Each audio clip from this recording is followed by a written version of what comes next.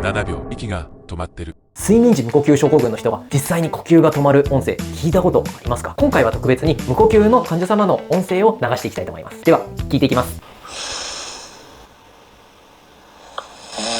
ここはいびきですね。普通のいびきです。次、ここの波長でやってきます。今止まってます。